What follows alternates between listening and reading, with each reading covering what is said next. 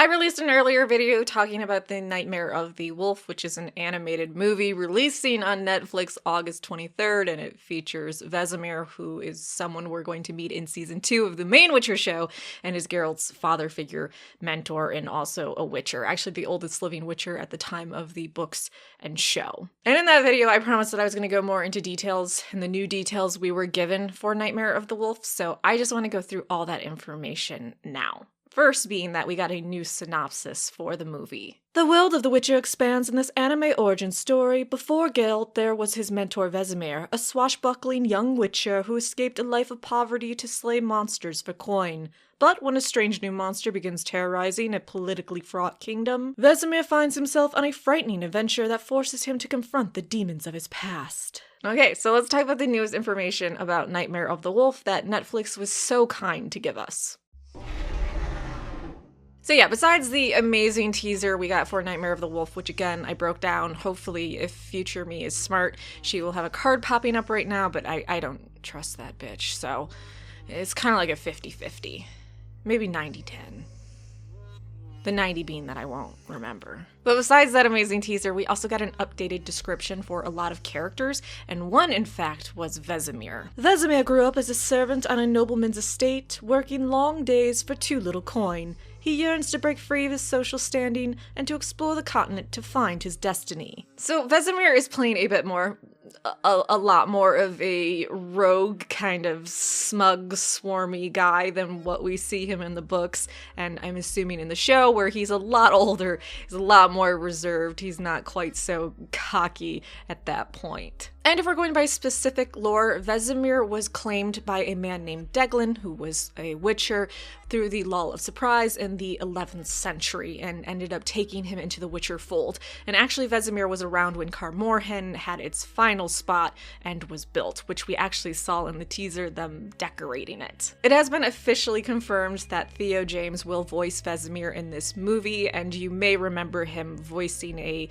Vesemir voiceover in season 1 of the main show, though in season 2 he will be played by Kim Bodnia, who is the older actor for him. Although we're gonna have a flashback to younger Vesemir in season 2 of The Main Witcher, and it's a different actor.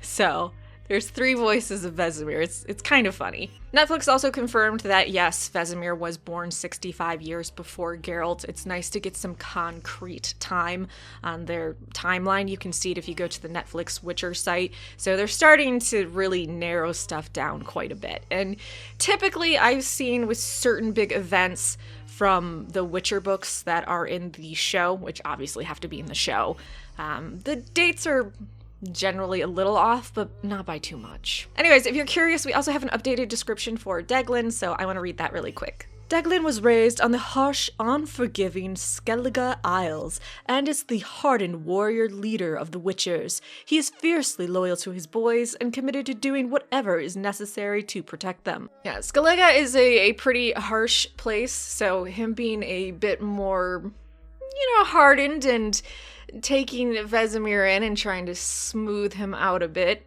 makes a lot of sense. Interestingly, if we want to talk about weird voice stuff, Deglan is voiced by Graham McTavish, who actually plays our spy master in season 2 of the main Witcher show. So they're kind of double dipping once more, and I kind of like it, but it's voice acting, so I don't think anyone will be that confused, unless you're really good at picking out voices. Or he does a real shit job, I guess. There's another Witcher in the show named Luca, and here is his description. Luca realized early on that the Witcher life wasn't for him, but he learned to appreciate the more pleasurable aspects of it, especially alongside his brethren. It wouldn't be the first time that someone became a Witcher and then decided, yeah, fuck this, I'm out. So that's not too far-fetched, and I think I'm going to enjoy his character just off of that description and seeing a different perspective. We're being promised that Nightmare of the Wolf is going to show the destruction of Kaer Morhen, or the attack on Kaer Morhen, which makes me really nervous for all these Witchers, since we know by the time of the books and the show, Vesemir is the oldest living Witcher. So I'm kind of wondering if this is where we're going to see Deglan just brutally die while trying to protect his other Witchers, his boys. It's gonna be really sad. I don't know if I'm ready for this. Okay, besides that, we got two new characters, an older lady who's an advisor and a mage, and I'm going to start with Lady Zerps first, and here is her description. Lady Zerps is a Cadwin noblewoman who inherited her husband's seat on the king's advisory council after his death. She has since risen to become one of the king's most trusted advisors, and a fierce supporter of the Witchers. Given that Witchers are kind of hit or miss with people in general, there's kind of a about them. It's nice to see some pro-Witcher people, though most certainly we've seen pro-Witcher people in the show and also in the books, but it's nice to have someone with a bit more power being pro. Although we have seen people with a bit more power being pro-Witchers. Anyways, I'm happy to see someone a bit more pro-Witcher in this show. Next, we have the sorceress, and her name is Tetra, and here's her description. Tetra Gilchrist is a powerful sorceress who is descended from one of the continent's first mages, and believes magic connects all things of beauty. She and her followers work to keep peace on the continent by ensuring that magic is not abused. By the time of this movie, the Brotherhood of Sorcerers is well established, and they also have the laws of magic very well established, even though certain mages are dicks and decide not to follow those rules, which is what I'm imagining this new monster that terrorizes a kingdom is. It's some mage that decided to fuck around and create a new monster, and it got loose, and now not only is she trying to figure out, okay, who did it, how do we stop this monster, because this is not allowed, and then she ends up hiring Vesemir, being like, hey, I need your help killing this monster. I don't know if that is the exact plot, so don't quote me on that. I'm just assuming,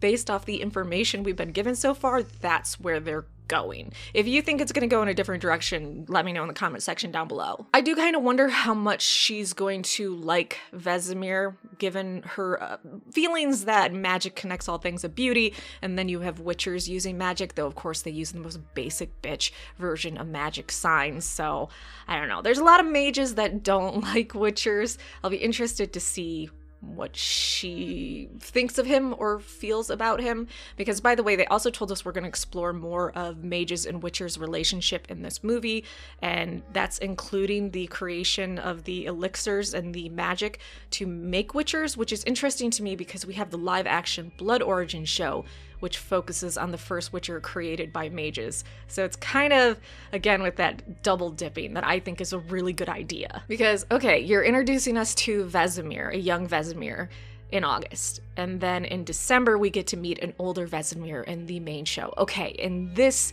Nightmare of the Wolf, we start to explore the mages-Witcher relationship. And then in Blood Origin, we go deeper into it. I just think Netflix is doing a fantastic job with how they're mapping out these shows. Oh, and because I have to say this, every time I praise something, I'm not paid by Netflix or any of them to say nice things.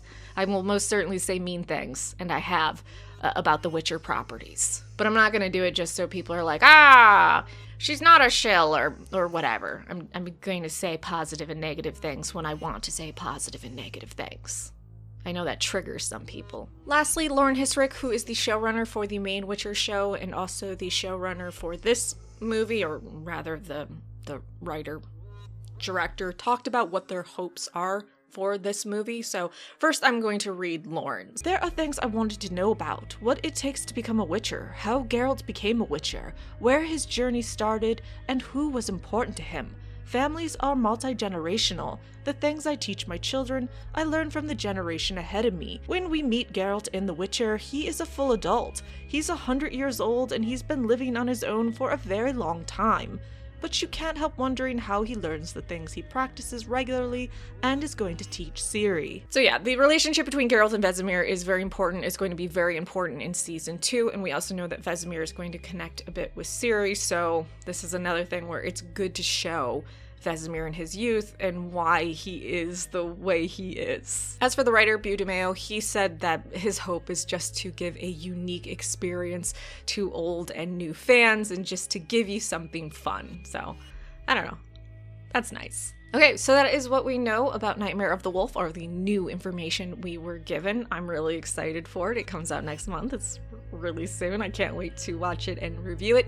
But let me know what you think about this information. Are you excited about Nightmare of the Wolf? Like, subscribe, and let me know in the comment section down below.